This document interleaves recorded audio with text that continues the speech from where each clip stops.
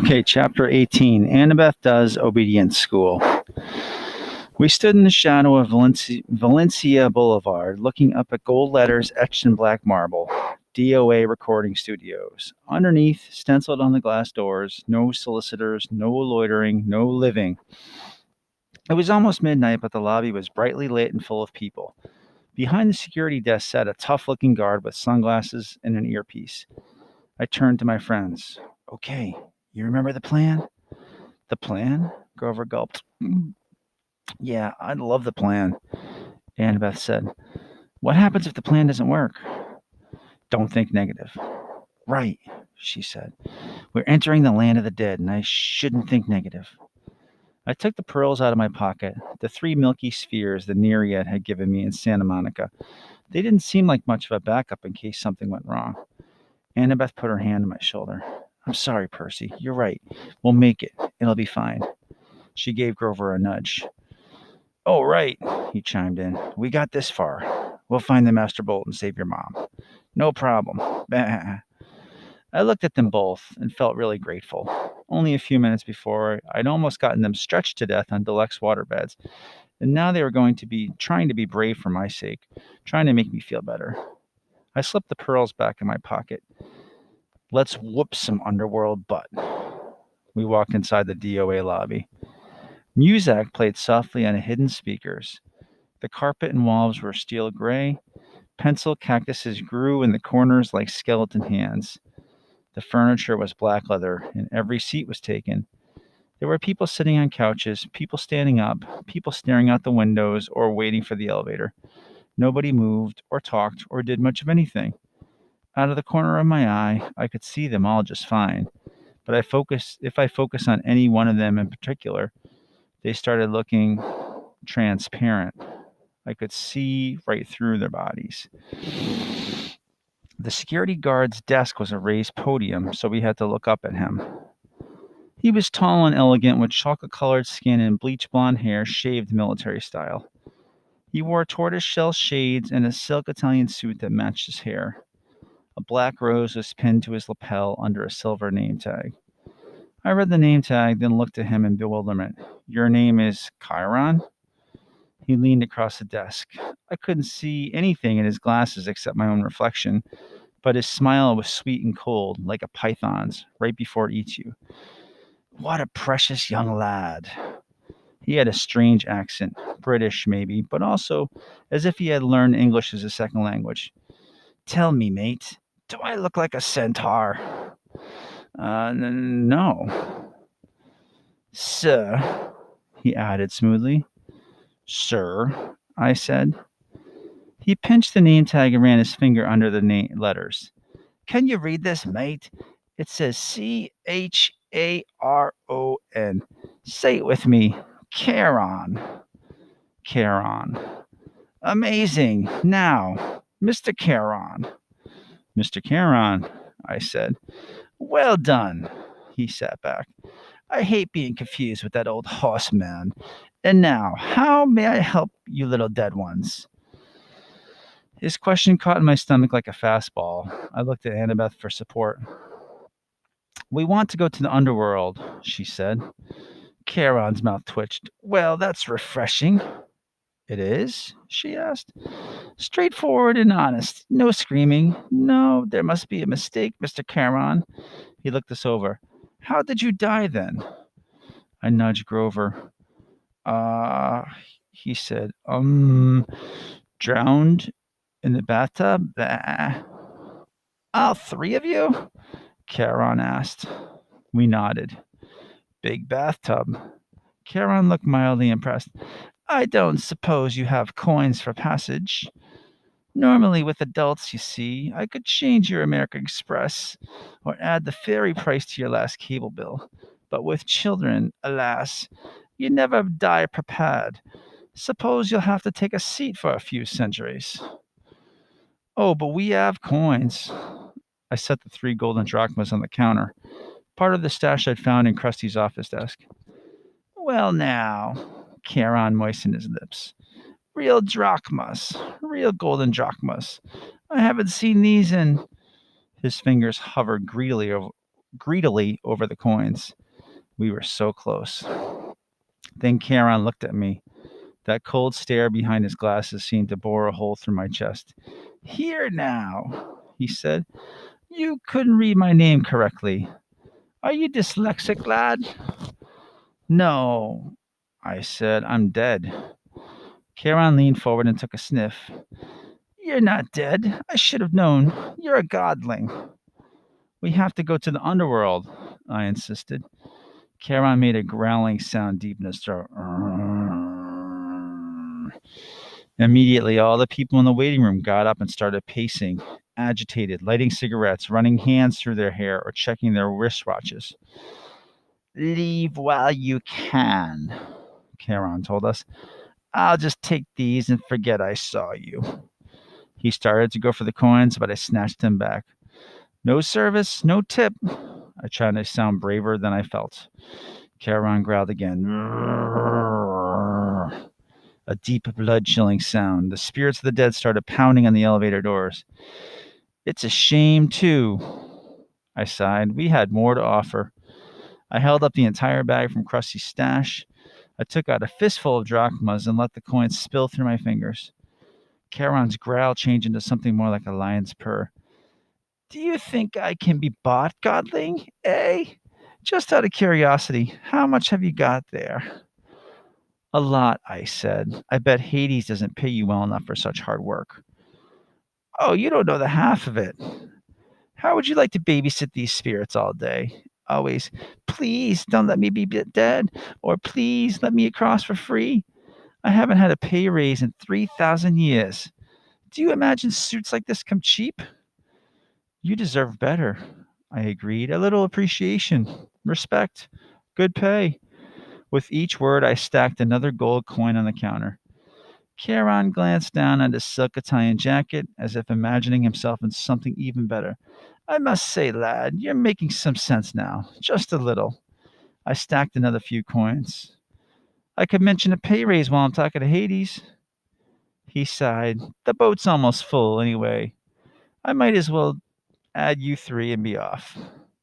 He stood, scooped up our money, and said, Come along. We pushed through the crowd of waiting spirits who started grabbing at our clothes like the wind, their voices whispering things I couldn't make out. Charon shoved them out of the way, grumbling, Freeloaders. He escorted us up into the elevator, which was already crowded with souls of the dead, each one holding a green boarding pass. Charon grabbed two spirits who were trying to get on with us and pushed them back into the lobby. Right. Now, no one get any ideas while I'm gone, he announced the waiting room. And if anyone moves the dial off my easy listening station again, I'll make sure you're here for another 1,000 years. Understand? He shut the doors. He put a key card into the slot in the elevator panel, and we started to descend. What happens to the spirits waiting in the lobby? Annabeth asked. Nothing, Charon said. For how long? Forever, or until I'm feeling generous. Oh, she said. That's fair. Charon raised an eyebrow. Whoever said death was fair, young miss? Wait until it's your turn. You'll die soon enough. Where you're going. We'll get out alive, I said. Ha! I got a sudden dizzy feeling. We weren't going down anymore, but forward. The air turned misty. Spirits around me started changing shape.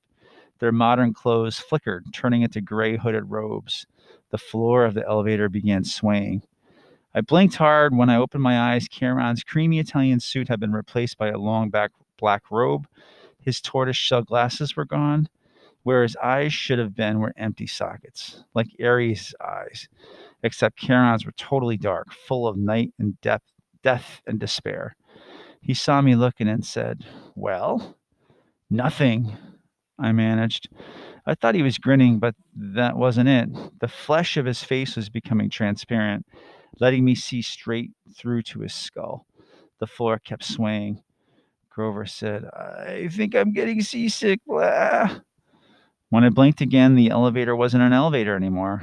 We were standing in a wooden barge. Charon was pulling us across a dark, oily river, swirling with bones, dead fish, and other stranger things. Plastic dolls, crushed carnations, soggy diplomas with gilt edges. Look at this right here, Stranger Things. The river Styx, Annabeth murmured. It's so polluted, Charon said. For thousands of years, you humans have been throwing in everything as you come across hopes, dreams, wishes that never came true. Irresponsible waste management, if you ask me. Mist curled off the filthy water. Above us, almost lost in the gloom, was a ceiling of stalactites. Ahead, the far shore glimmered with greenish light, the color of poison. Panic closed up my throat. What was I doing here? These people around me, they were dead. Annabeth grabbed hold of my hand. Under normal circumstances,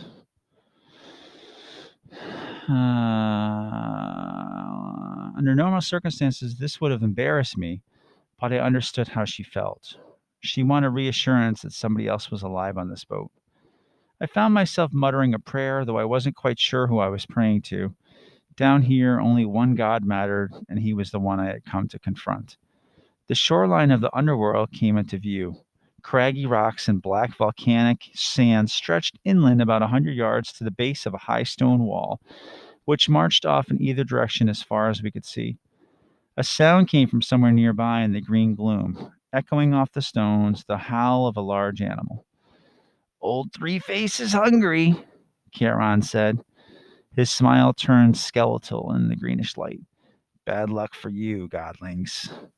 The bottom of our boat slid onto the black sand. The dead began to disembark, a woman holding a little girl's hand, an old man and an old woman hobbling along arm in arm, a boy no older than I was, shuffling silently along in his gray robe. Charon said, I wish you luck, mate, but there isn't any down here. Mind you, don't forget to mention my pay raise. He counted our golden coins into his pouch, then took up his pole. He warbled something that sounded like a Barry Manilow song as he ferried the empty barge back across the river. We followed the spirits up a well-worn path. I'm not sure what I was expecting, pearly gates or a big black portcullis or something, but the entrance to the underworld looked like a cross between airport security and the Jersey Turnpike.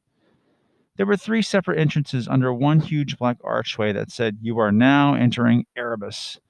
Each entrance had a pass-through metal detector with security cameras mounted on top. Beyond this were toll booths manned by black-robed ghouls like Charon. The howling of the hungry animal was really loud now, but I couldn't see where it was coming from. The 3-headed dog, Cerebus, who was supposed to guard Hades' door, was nowhere to be seen.